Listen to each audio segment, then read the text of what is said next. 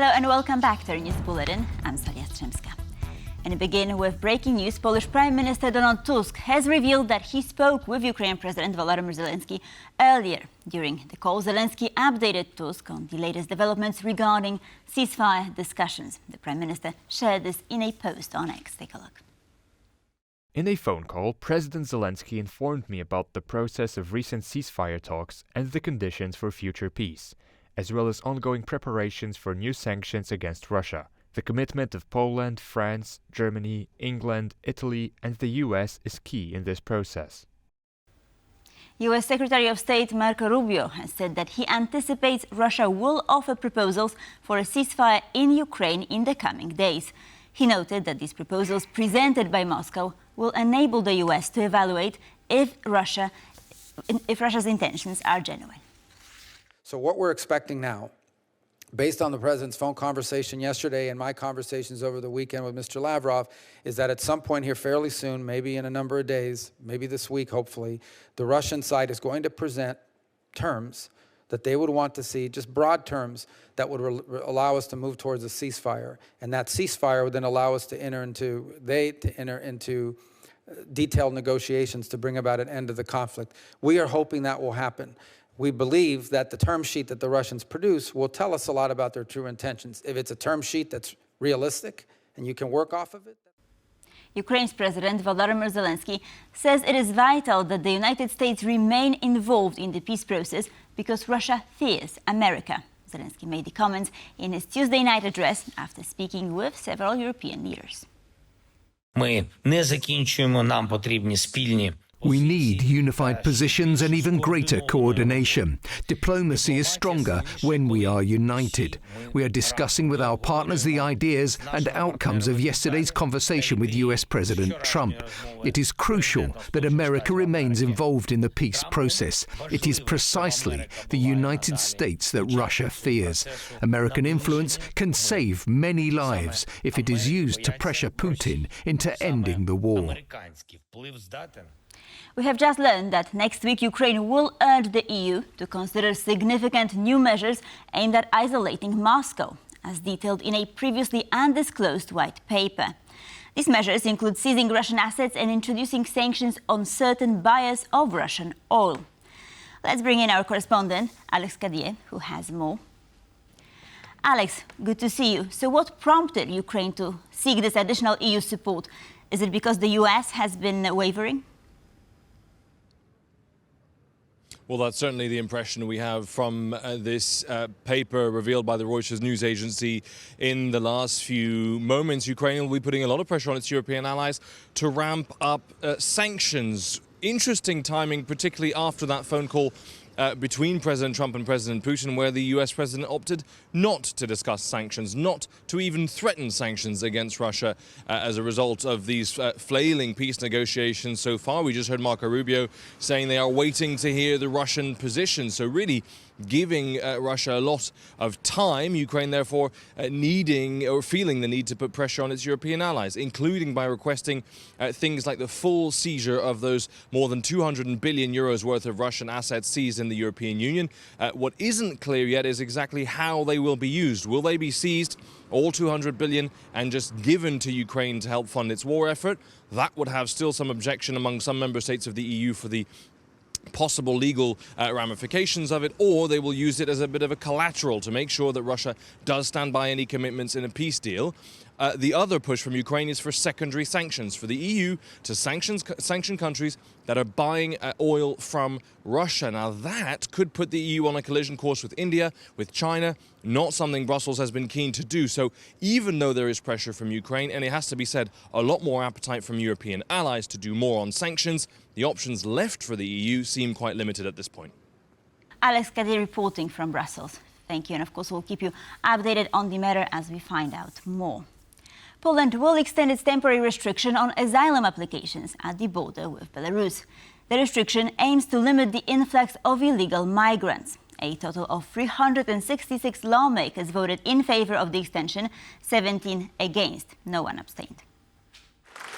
Addressing the issue the day before, Prime Minister Donald Tusk emphasized the importance of asylum rights, but argued that the current situation warranted the suspension.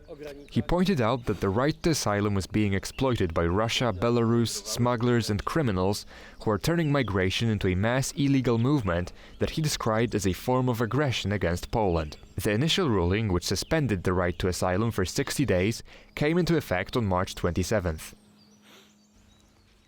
Duty-free imports of products from Ukraine will no longer be permitted as of June 5th, Polish Prime Minister Donald Tusk has announced. Speaking to the Polish Parliament on Tuesday, Poland's head of the government said that the import regulations will revert to the situation prior to the outbreak of the Russian invasion of Ukraine. Tusk noted that the autonomous trade measures, an EU mechanism geared towards aiding the Ukrainian economy, uncontrollably opened the Polish border to Ukrainian agricultural products, threatening the stability of the Polish domestic market. In recent months, cheap imports from Ukraine have led to a slew of farmers' protests across the EU, including in Poland, Germany, Austria, Hungary, Slovakia and the Czech Republic. European Union diplomacy chief Kaja Kallas is beginning her three-day visit to the Western Balkans. The region remains firmly on EU's radar, and Brussels intends to eventually welcome candidate countries from the area into the bloc. There are 5 EU candidate countries in the Western Balkans, and the region is one of the main directions of potential EU expansion. The European Union aims to promote peace and stability in the Western Balkans and to support the candidate countries in fulfilling the requirements needed to join the bloc. Protests continue in Serbia after a court in Novi Sad ruled that 3 of the 6 activists arrested for allegedly planning a coup d'etat should be placed under house arrest. The protests have been ongoing since late last year, following a tragic roof collapse at a railway station in Novi Sad that killed 16 people. Students and members of the public gathered in the main squares of Serbian cities said that despite the decision, they will continue to protest until everyone is released from prison. The court's order to move the 3 activists to house arrest prompted a comment from Serbian President Aleksandar Vučić. In a live TV interview, Vučić claimed that no other country would release those charged with undermining the constitutional order so quickly. Additionally, the Serbian president went on to call the activists charged with organizing the coup d'etat, quote, terrorists. The Hungarian parliament is to vote on a bill that could impose restrictions on foreign-funded media and NGOs. Under this legislation, the government would be able to limit or even shut down such organizations if it determines that they pose a threat to Hungary and its cultural integrity. The proposed legislation is titled On the Transparency of Public Life, and its declared aim is to protect Hungary's sovereignty against foreign influence. It would give the government-appointed Sovereignty Protection Office the power to place organizations which receive foreign support on a watch list. The proposed bill has drawn significant controversy and rallied dissent both in Hungary and abroad. Over 18 editors from leading European news outlets signed a petition calling for the scrapping of the legislation. Vladimir Putin visited Kursk on Wednesday for the first time since Russian forces pushed Ukrainian troops out from the region, ending the largest incursion into Russian territory since World War II. In Kursk, Putin met with local volunteer organizations and visited Kursk 2 nuclear power plant, according to the Kremlin.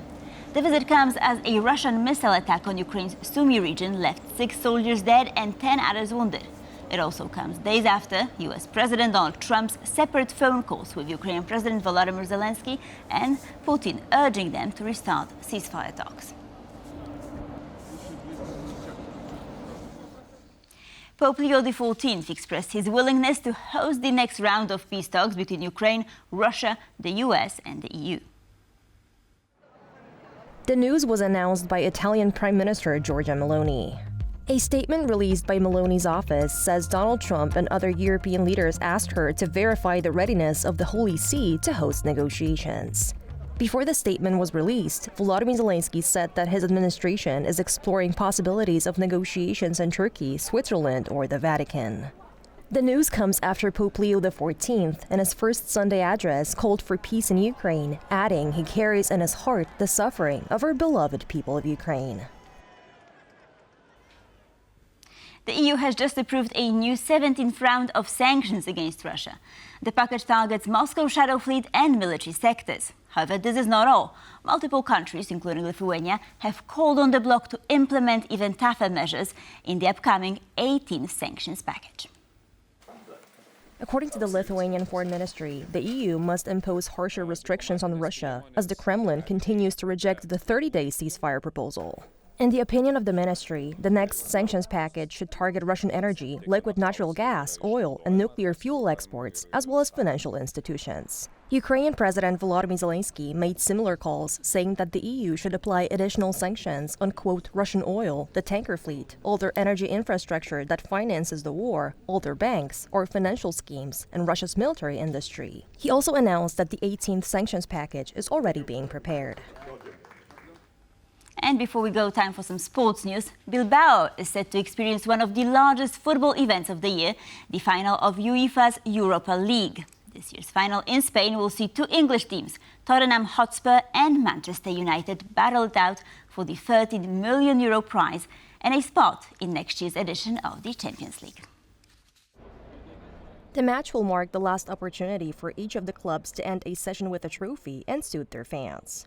Both teams looked poor this year. Manchester United entered the league campaign in 16th place, while Tottenham took the 17th spot in the league table. Winning the match will also mark Tottenham's first European trophy since 1984 and the first trophy of any kind since they won the English League Cup in 2008. On the other hand, Manchester United supporters are eager to return to the club's glory days. Finishing 16th in the Premier League while trained by Ruben Amorim is a far cry from the 13 league titles won under the guidance of the legendary manager Sir Alex Ferguson. And with this, we conclude our morning news segment. Thank you for watching and have a good day.